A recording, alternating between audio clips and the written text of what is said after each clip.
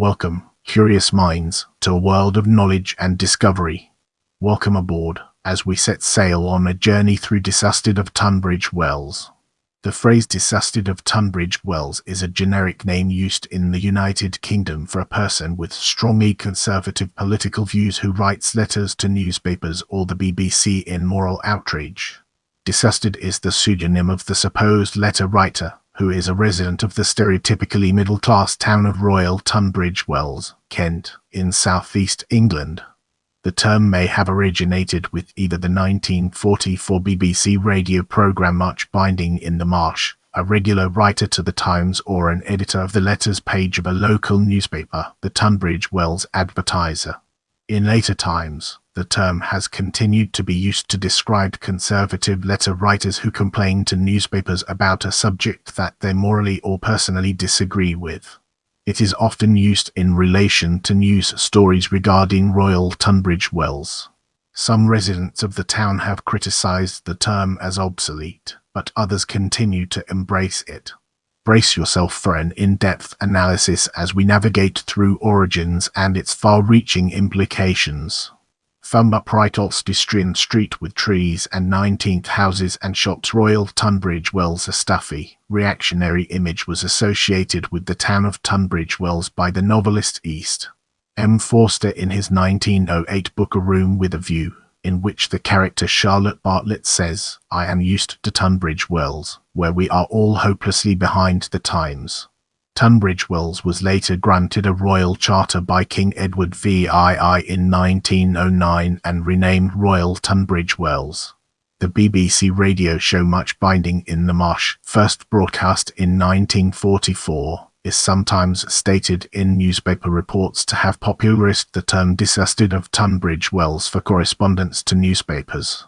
There were also suggestions that the use of Disgusted of Tunbridge Wells came from one regular contributor of letters to the Times in the early 20th century, who would use a particular style of writing to oppose people and organizations who came to his attention.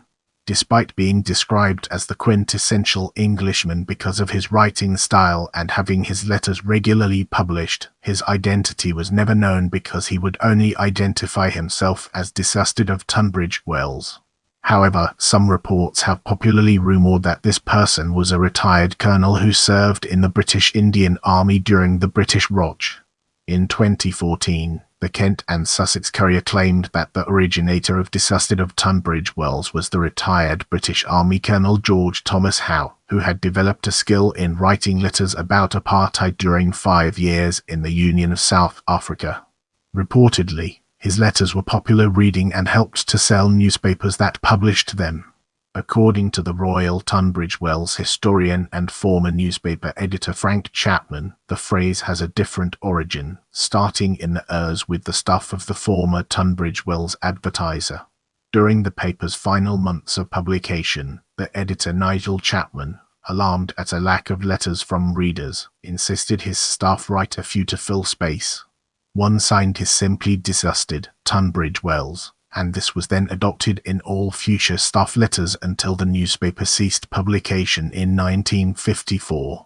The term Disgusted of Tunbridge Wells was later used to stereotype Royal Tunbridge Wells as a town of retired British Army colonels who would write such letters to newspapers. Examples of letters of this type sent to the Advertiser may be found which predate these origins, such as the following from 1924. Letters written with a tone of incensed moral outrage have become commonly described as Disgusted of Tunbridge Wells letters, even though the writer may not be from Royal Tunbridge Wells.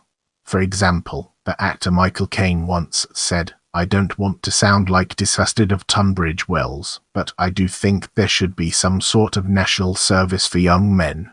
People writing them have been claimed by commentators to be readers of the Daily Mail, despite the original letters not originating in that publication.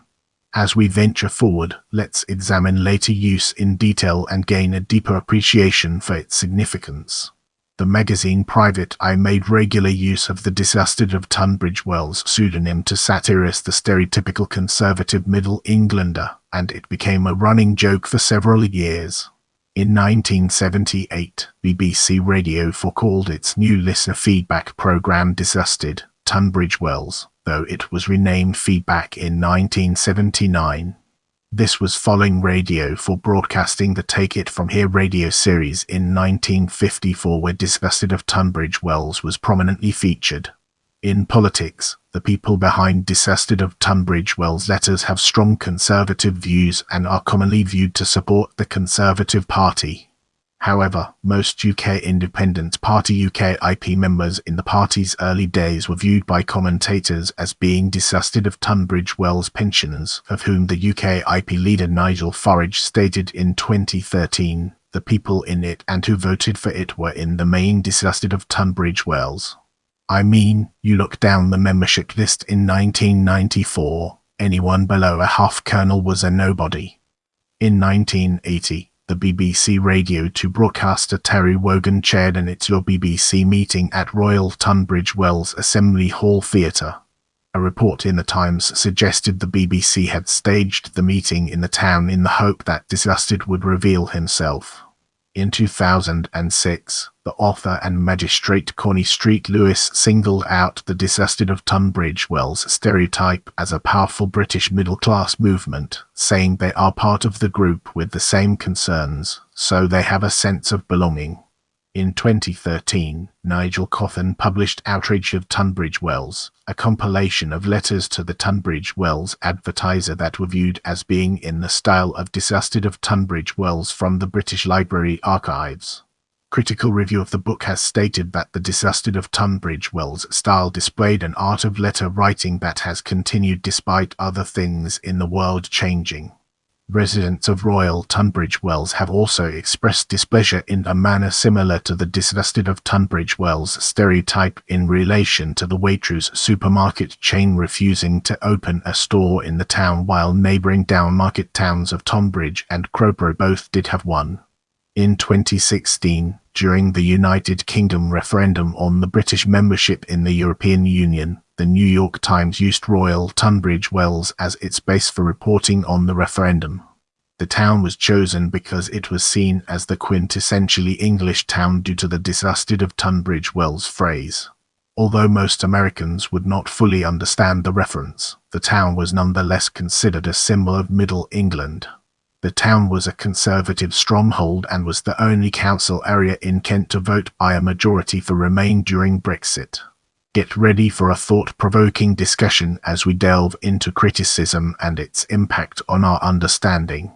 In 2009, some residents of Royal Tunbridge Wells called the tag inappropriate and stereotypical and asked the town to drop association with it in favour of Delighted of Tunbridge Wells.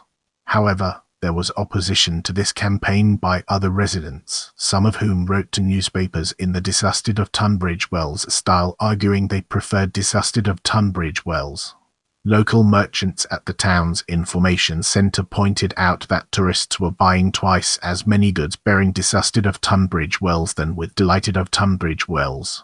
If you enjoyed this video, don't forget to give it a thumbs up and subscribe to my channel.